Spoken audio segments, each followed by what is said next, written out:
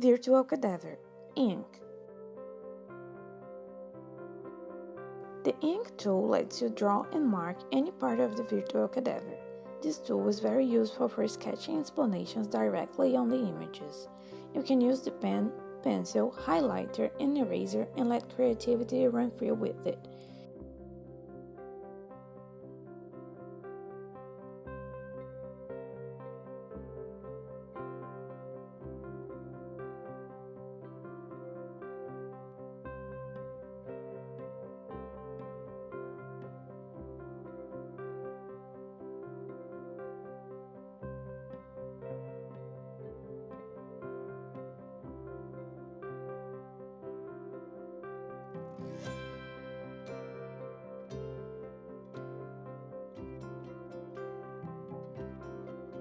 If you want to start all over again, you can select the eraser and clean all sketches at once.